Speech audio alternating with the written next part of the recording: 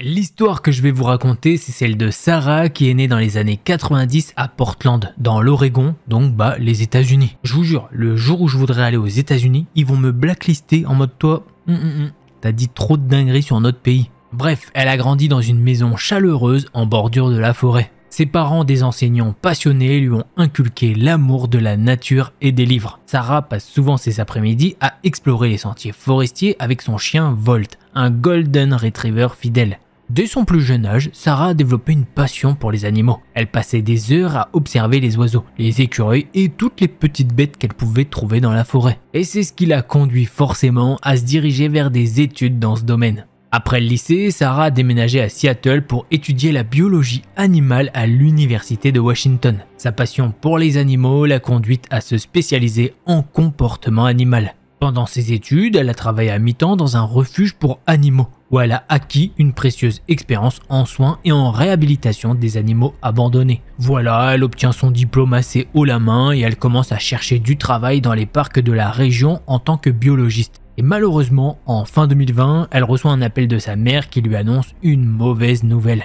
Sa mère, donc la grand-mère de Sarah, vient de mourir. Événement tragique dû en partie à des soucis de santé qui n'ont pas été améliorés avec le fameux Covid-19. Après beaucoup de papiers et tout, Sarah a appris que sa grand-mère lui avait légué sa maison. C'est une maison vraiment bien située, c'est dans un bon quartier plutôt tranquille avec peu de passages et ses grands-parents l'avaient acheté pour une bouchée de pain à l'époque. Et forcément, ça vaut plus du tout ce prix, même s'il y a quelques petites choses à refaire dans la maison. Sarah étant en recherche de travail, elle a sauté sur l'occasion pour revenir à Portland dans cette maison qui lui a été léguée. Et surtout, c'est proche de ses parents. Elle en profite pour retaper quelques petits trucs dans la maison, un peu de rénovation ici et là avec son père qui l'aide et ça se passe nickel. Sarah emménage complètement dans la maison une fois tout ça fini, puisqu'elle avait déplacé le peu de choses qu'elle avait à Seattle pour les mettre chez ses parents en attendant de pouvoir bien vivre dans sa nouvelle maison. Elle est en recherche active de boulot et elle finit par avoir un poste qui lui convient parfaitement. C'est dans une clinique vétérinaire locale, ce qui lui permet de subvenir à ses besoins tout en poursuivant sa passion pour les animaux. C'est pas trop mal payé, mais de toute façon, elle s'en fout, parce que si elle voulait vraiment faire un taf pour l'argent, elle serait pas allée dans ce corps de métier. Il y a des boulots qui payent mieux pour moins d'investissement. Il se passe un peu de temps et elle se dit qu'elle se sent un petit peu seule. Alors oui, dit comme ça, on dirait qu'elle va se tourner vers son téléphone portable, télécharger Tinder et flirter avec des gars. Non. Enfin, en tout cas, c'est pas écrit dans le thread, non. En fait, elle décide de recueillir un chat qu'elle va nommer Shadow, étant donné qu'il est tout noir. Et très vite, Sarah se dit « Oh, il est tout bébé, est-ce que c'est pas le bon moment pour lui d'avoir un copain ?» Et du coup, elle lui a trouvé un copain. Mais cette fois, c'est pas un petit chat tout mignon. Bon, il est quand même mignon, mais c'est un jeune husky un peu foufou et il adore jouer comme un fou en fait. Alors que le petit chat, il veut faire des trucs de petit chat, c'est-à-dire jouer mais quand ça lui plaît. Genre 3h du matin, par exemple. Bref, le gros contexte est posé et les animaux ont grandi. Et le husky, qui est une femelle d'ailleurs, qu'on va appeler Nix, veut sortir dehors. Rentrer, sortir, etc. Bon bref, elle fait que ça. Et c'est mignon au début, mais Sarah se dit bon là je vais demander à mon père s'il peut installer une trappe pour le chien. Et accessoirement le chat, mais celui-ci il aime pas trop aller dehors. Du coup, le père vient et lui installe une chatière. On va dire le mot chatière, même si ça sert pour le chien, c'est pas grave, vous comprendrez. Alors là, c'est la fête à la maison. Nix, elle fait que des allers-retours. Le jardin est aménagé pour elle. Elle a une petite piscine, des jouets, en veux-tu en voilà, et une niche pour se reposer si elle veut chill dehors, mais sans être sous le soleil complet. À un moment, Sarah est posée sur le canapé en train de scroller sur son téléphone vers les coups de 22h. Elle entend un peu taper vers la chatière. Elle se dit bon, qu'est-ce qu'elle fout Nix? Pourquoi elle rentre pas si elle veut rentrer? Du coup, elle fait comme tout le monde et elle se met à parler un petit peu fort et dit un truc du style Nix, viens ma chérie, qu'est-ce que tu fais? Et là, quelques secondes après, Sarah entend et voit Nix descendre les escaliers. Ce qui est bizarre parce qu'elle pensait qu'elle était dehors. Bon, tant mieux si c'est pas le cas. Mais si c'est pas la chienne qui tapait contre la porte, c'est quoi qui a fait ce bruit? Sarah cherche pas trop à comprendre et elle retourne sur son téléphone. Et après un moment, elle entend encore comme si ça grattait vers la chatière. Elle se dit bon, ok allez, je vais aller voir. Elle se lève et Nix la suit de près, ce qui rassure Sarah pour le coup et elle ouvre la porte qui donne sur le jardin qui se trouve dans la cuisine. Elle regarde à gauche, à droite, elle voit rien si ce n'est qu'elle aurait juré avoir vu une silhouette passer dans les buissons de droite.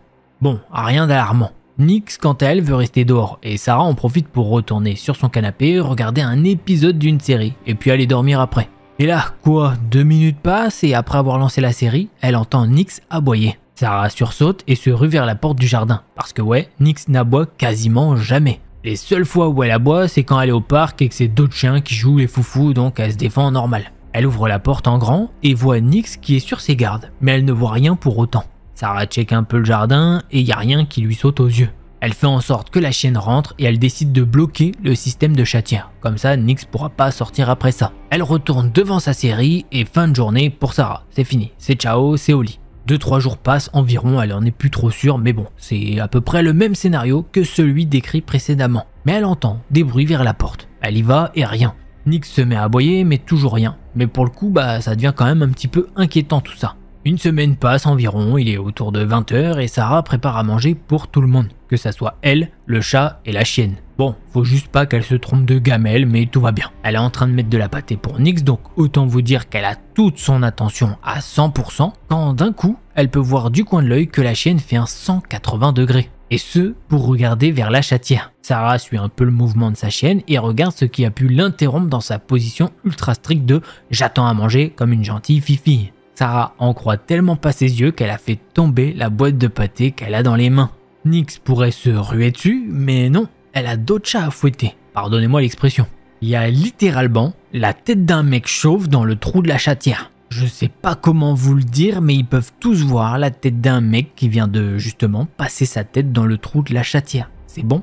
Sarah bug littéralement, c'est la chienne qui en aboyant va la faire revenir à la réalité. Et Sarah commence à crier à l'individu de se barrer de là avec sa fourchette à la main. Le gars va la regarder et va faire un truc chelou qu'elle décrit comme si le gars lui avait fait un bisou à distance. Et lentement, il va enlever sa tête et partir peut-être, ça, elle en sait rien. Mais en tout cas, elle a verrouillé la porte et la chatière pour la soirée. Elle est estomaquée, elle appelle ses parents pour leur dire ce qui vient de se passer. La réflexion qui sort de la discussion, c'est tu peux toujours tenter d'appeler la police, voir ce que ça donne. Du coup, elle appelle la police.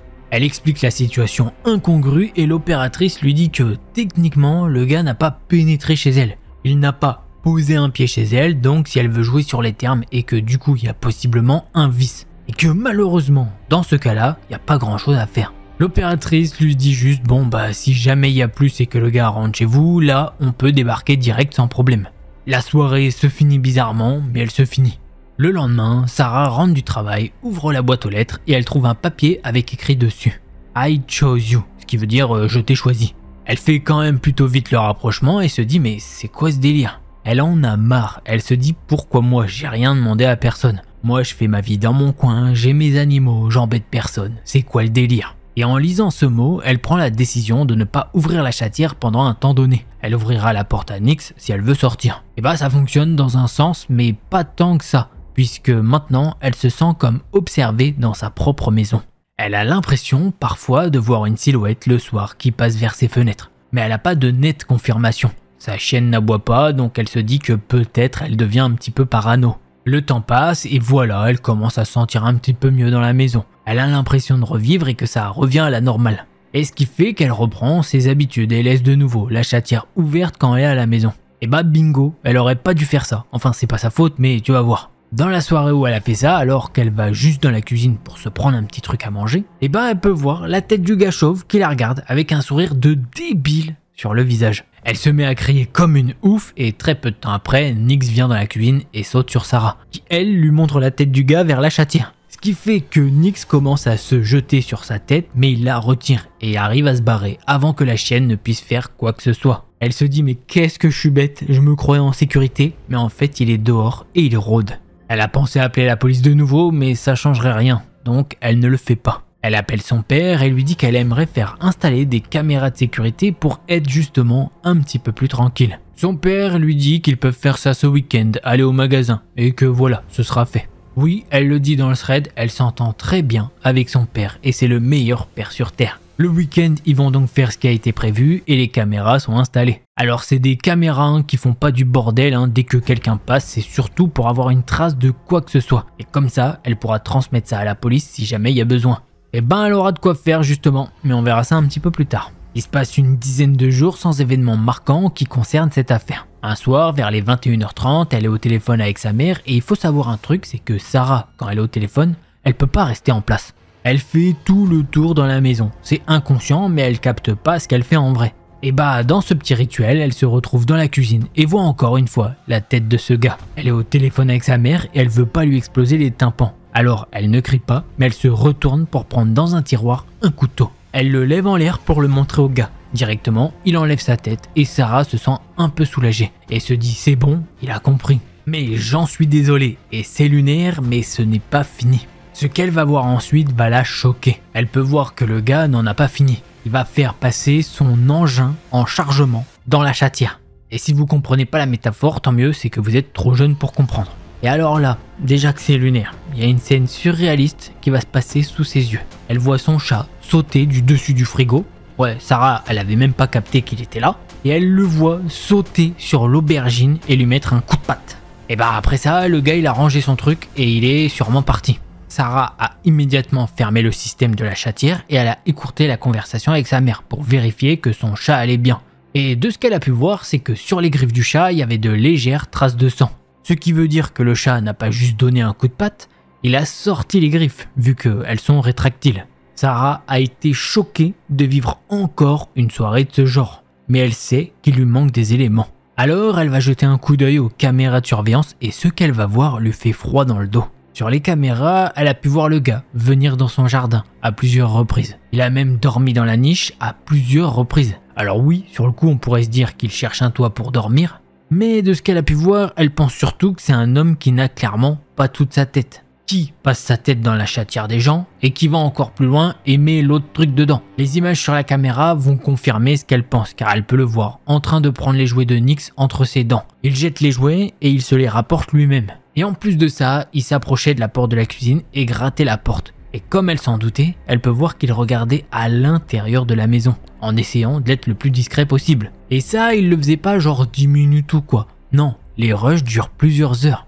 En moyenne 4 ou 5 heures quand il venait. Sarah a alors appelé la police pour qu'ils se déplacent et constatent ça. Et effectivement, ils étaient pas au bout de leur surprise. Ils ont pour le coup décidé d'enquêter sur cette affaire car là, il y avait clairement matière. Après l'avoir signalé à la police, Sarah ne l'a plus jamais revue. Elle vit beaucoup mieux mais elle a toujours quelques sensations et surtout une peur. C'est de voir sa tête surgir par la chatière. Ouf, alors là, c'est le sentiment que ça me dit. Ouf, quand j'ai fini l'histoire, pas que j'en peux plus, c'est la première que moi je raconte dans la vidéo, mais clairement, qu'est-ce que c'est que ce délire? Pourquoi tu mets ta tête? Enfin, j'imagine pas la scène, vraiment je préfère pas. Je sais qu'en termes d'illustration, ça va être chiant au montage, parce que je vais peut-être pouvoir vous trouver une chatière et tout, mais ça va être le mec qui... Imaginez-vous, à ma place, je vais là, faire le montage. Alors, tête d'un chauve qui passe par une chatière, ça n'existe pas. Sur tous les sites qui mettent des vidéos et tout machin, ça n'existe pas, donc je sais pas comment on fera. Hein, vous m'excuserez au montage parce que l'histoire, elle est complètement lunaire, c'est une dinguerie, mais elle est aussi lunaire flippante, parce que c'est hyper flippant comme truc. Ok, c'est un peu marrant si je puis dire, mais... Enfin, c'est pas marrant, mais genre c'est vraiment... Ça sort du commun quoi. Allez, on va passer au prochain thread d'horreur. Sarah en croit tellement pas ses yeux qu'elle fait tomber la boîte de pâté qu'elle a dans les yeux. Dans les mains. Qu'est-ce que je raconte moi?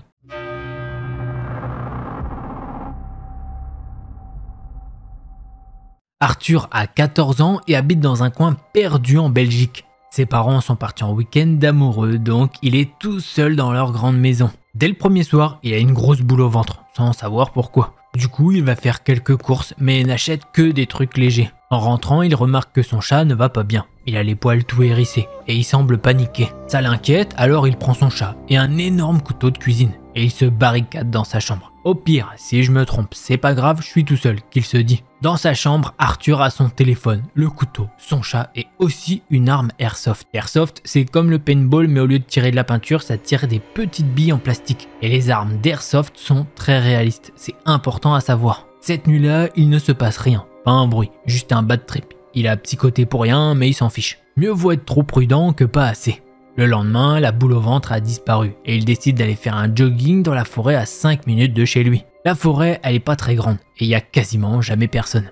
Si tu croises quelqu'un là-bas, c'est pas normal. Il arrive à l'entrée de la forêt et voit un mec marcher devant lui, lui aussi en direction de la forêt. Heureusement, à un moment, le type prend un autre chemin, opposé à celui d'Arthur, ce qui le rassure un peu.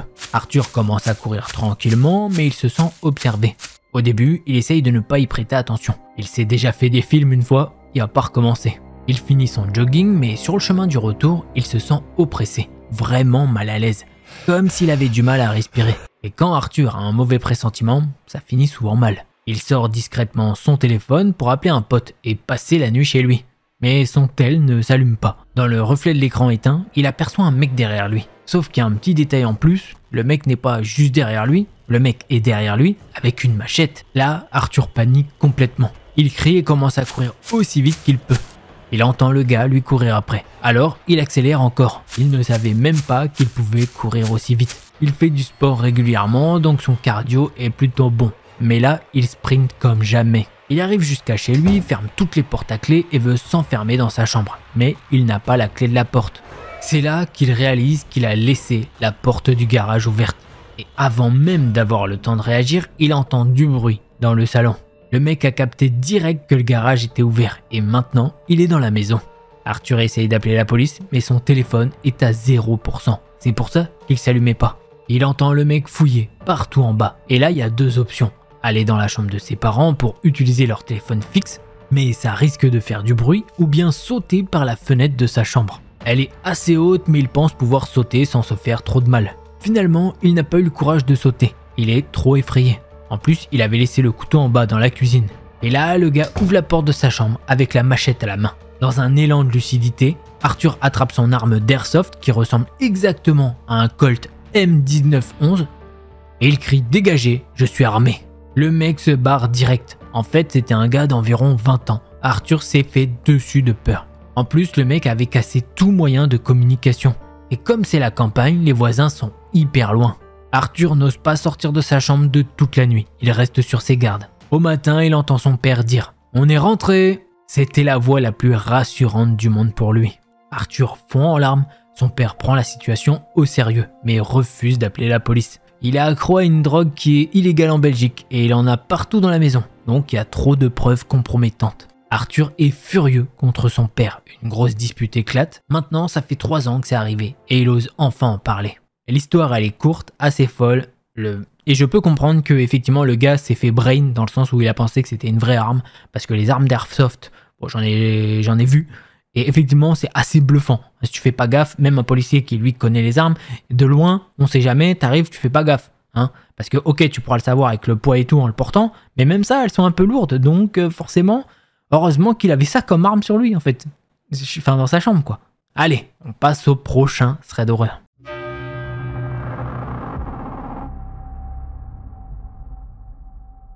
Iris, elle a 18 ans au moment où ça arrive et sa meilleure pote Valentine a le même âge. C'est en plein hiver qu'un jour, Valentine l'appelle pour lui dire que ses parents sont partis en week-end et qu'elle peut venir passer le week-end chez elle. Forcément, Iris accepte direct. Elle fait son sac, prend la voiture et se pointe chez Valentine. Elle se retrouve, se pose sur le canapé et se lance dans un jeu de société pour passer le temps. Quelques heures plus tard, la faim commence à se faire sentir, alors elles vont checker ce qu'il y a dans le frigo. Mais il n'y a rien de ouf et elles n'ont pas envie de se mettre à cuisiner. Du coup, elles commandent des pizzas. Le souci, c'est que la maison de Valentine est un peu paumée, donc la pizzeria peut pas livrer. Pas grave, elles sautent dans la voiture et vont les chercher elles-mêmes. De retour à la maison, elles remarquent qu'il fait assez frais, malgré le chauffage qui est bien allumé. Elles se disent qu'il doit y avoir une porte ou une fenêtre mal fermée, alors elles font le tour pour tout vérifier. Rien d'anormal, toutes les fenêtres sont bien fermées. Il ne reste plus qu'à checker la dernière porte, celle qui mène au garage. Ce garage est presque jamais utilisé, vu qu'il n'y a pas de voiture dedans, juste des outils qui prennent la poussière. Et là, grosse surprise, les 2 portes du garage sont grandes ouvertes. La première qui mène dehors et la seconde qui donne sur la cuisine. Elle flippe un peu, mais se rassure en se disant que ça doit être le vent qui les a ouvertes. Elle ferme tout et quelques minutes plus tard, elles sont tranquillement en train de bouffer leur pizza devant un film d'horreur. C'est là qu'elles entendent un bruit bizarre venant de la cuisine. Valentine commence à paniquer, mais Iris essaye de la calmer en lui disant que c'est sûrement son chat qui fait du bruit. Sauf que Valentine la fixe avec un visage tout blanc et lui murmure « Mais le chat il est sur mes genoux ». Et juste à ce moment-là, elles voient toutes les deux une ombre passer. Iris éclate de rire genre « Ah, on a trop regardé de thread d'horreur ». Et Valentine, elle, rigole pas du tout. Elles finissent par couper le film, trop flippées pour continuer, et commencent à débarrasser la table. C'est là qu'un autre bruit se fait entendre. Valentine se tourne vers Iris avec le même visage flippé qu'avant et dit « Là c'est trop ». Là, Iris capte que Valentine est en vraie panique, alors elle propose « Viens, on va se laver les mains ». Alors Iris se rend dans la salle de bain avec le chat de Valentine et quelques minutes après, Valentine arrive avec un sac de sport à la main. Direct, elle verrouille la porte et s'adosse au mur, le regard complètement paniqué. Iris lui demande ce qu'elle veut faire et Valentine lui dit d'une petite voix « On se casse d'ici ». Sans réfléchir, Iris ouvre la fenêtre et saute à l'extérieur. Valentine lui passe son chat pour le mettre dans le sac, histoire de ne pas être trop encombré, mais aussi pour le garder en sécurité. Une fois dans le jardin, elles se mettent à courir direct vers la rue. Elles finissent par se planquer derrière un buisson, un peu à l'écart du portail. C'est à ce moment-là qu'Iris éclate de rire et balance « On a peut-être un petit peu abusé là, non ?» Mais avant même qu'elle termine sa phrase, sous la lumière d'un lampadaire, elle voit deux types habillés tout en noir sortir de la maison.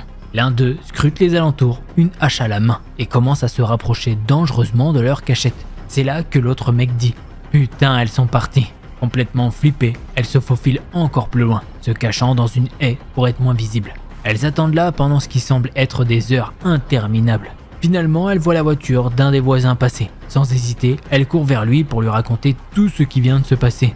Ce voisin, Valentine le connaît bien, et il les emmène direct chez lui pour se calmer un peu. Une fois chez le voisin, elle laisse le chat gambader tranquillement et Valentine appelle ses parents en urgence. À l'aube, ses parents débarquent et les emmènent directement au commissariat pour faire une déposition. Mais là, les policiers leur disent que sans photo ou description précise des deux mecs, ils peuvent rien faire à part patrouiller dans le coin. 2 ans plus tard, elles n'ont toujours aucune nouvelle de ce qui s'est réellement passé cette nuit-là. Valentine a déménagé peu de temps après, mais elles se voient encore régulièrement. Maintenant, elles en parlent avec le sourire, même si ça les a grave marquées à l'époque. Moralité, faut jamais avoir le frigo vide ou la flemme de cuisiner. Tu sais jamais ce qui peut t'arriver. Encore un petit thread d'intrusion avec j'aime beaucoup le move d'avoir pris le petit chat et un petit sac pour lui. C'est vraiment très très cool. Ça c'est très gentil de leur part. Du coup parce que possiblement les mecs auraient pu se venger. Hein, clairement, donc je préfère. C'est très bien. Bravo les filles. Bravo pour tout. Clairement de s'être barré par la fenêtre, d'avoir su rester calme quand même mine de rien. Donc un grand bravo. Prochain thread d'horreur.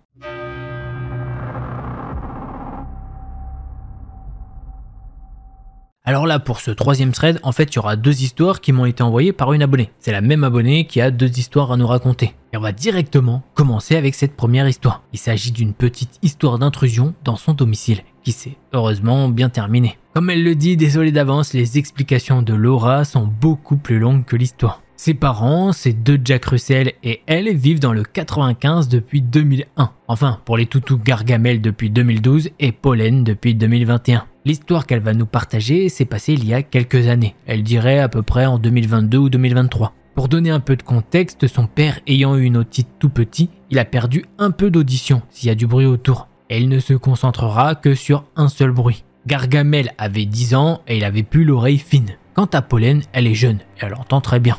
Mais il l'avait adoptée d'une association une année avant cette histoire. Elle avait été maltraitée par ses précédents propriétaires et elle est donc très craintive. Elle a toujours terriblement peur de ses meilleures copines, même si elle les voit régulièrement. Mais Pollen adore le père de Laura. Quand il n'est pas là et qu'on prononce le nom papa, elle les regarde avec un petit air très sérieux. L'air de dire « Si vous parlez de papa et qu'il n'arrive pas maintenant, je vais pleurer pendant 20 minutes. » Alors, que se passe-t-il? C'est un soir pendant l'été. Son père est au sous-sol et elle regarde la télé. Elle nous a fait un petit plan. Sa mère, les chiens et elle, ils étudient dans le salon et eux aussi regardent la télé. D'un coup, Laura entend la porte d'entrée de la maison se refermer. Elle se lève du canapé, même si sa mère lui dit que ce n'est rien et que ça arrive parfois si la porte était mal fermée de base. Pollen vient avec elle et elle ouvre la porte. Instinct de survie 0. Il n'y avait personne. Elle demande donc s'il y a quelqu'un et pas de réponse. Elle propose à Pollen d'aller voir papa au sous-sol et elle ouvre la porte qui donne vers les escaliers pour y descendre. La chienne n'a jamais voulu y aller et a commencé à chouiner.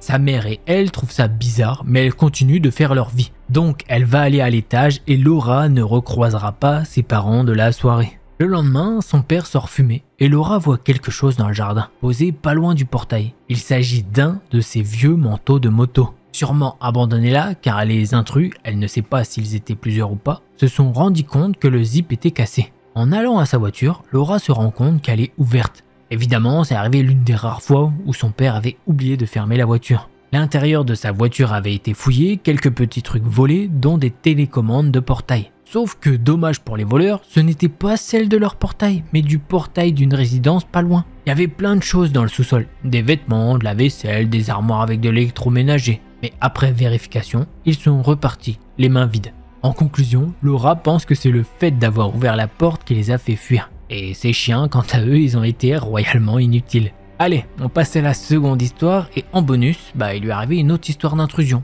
mais un petit peu différente. En 2019, pendant son deuxième semestre d'Erasmus en Espagne, à Léon, Laura vivait dans un appartement qui n'était pas très loin du centre-ville, au 3e étage. Sa chambre était à droite sur la photo, mais tout à gauche quand on rentrait dans l'appart. Pour rentrer dans le bâtiment, il fallait soit la clé, soit utiliser l'interphone, qu'on entendait bien dans sa chambre. Et pour rentrer dans son appartement, il fallait soit une clé, soit que quelqu'un vous ouvre. Lorsqu'on rentrait dans l'appartement, on arrivait dans un long couloir. Au bout à gauche, il y avait la salle de bain, sur le mur en face de la porte d'entrée, mais tout à gauche, donc à côté de la salle de bain, il y avait sa chambre. En face de la porte d'entrée, une chambre d'un colocataire et au fond à droite, 2 autres chambres de 2 autres colocataires. Et justement, en parlant des colocs, ils étaient 4 dans cet appart. Elle était la plus jeune, 19 ans, et les autres avaient entre 25 et 30 ans. Ce n'étaient pas les mêmes qu'au premier semestre, à part l'un d'eux. Un Allemand un peu étrange mais sympa. Elle s'est alors retrouvée la seule femme de la coloc. Les 2 autres Espagnols étaient ultra bizarres et donnaient vraiment un mauvais feeling. Une fois, elle rentre des cours et en voit un qui avait vidé par terre et qui était en train de fouiller la boîte qu'elle avait laissée dans la salle de bain et qui contenait ses serviettes et tampons.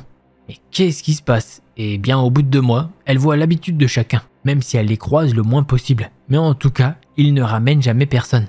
Cet après-midi-là, elle écoutait des creepypastas et des threads d'horreur dans sa chambre. Elle n'entend rien de particulier de la journée, pas de mouvement dans le couloir et pas non plus la porte d'entrée. Pourtant, elle entend la porte de la chambre s'ouvrir d'un coup. Elle s'écrie « pardon ?» puis se refermer tellement doucement qu'elle grince. Elle se lève de son lit en s'écriant « mais c'est une blague ?» Elle ouvre la porte ultra énervée et devant elle, une petite dame qui avait 40-50 ans. Et elle lui dit « je me suis trompée de chambre » et elle se barre. Elle avoue qu'elle était tellement énervée qu'elle a juste refermé sa porte avec un coup de serrure et n'a pas regardé dans quelle chambre elle allait.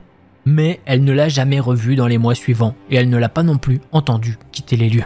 Peut-être qu'elle était vraiment venue voir un de ses colocs, mais sa chambre était vraiment loin des autres, donc ça l'a surprise. Et un grand merci à toi de nous avoir partagé ces 2 petits threads d'intrusion, qui techniquement pour l'instant on est en full intrusion. Thread 1, il y a une intrusion, même si le mec n'a jamais posé un pied, mais voilà. Thread 2, le mec est venu chez le mec carrément, et là, intrusion aussi. Donc pour l'instant on est en full intrusion. Allez, on passe au prochain thread d'horreur.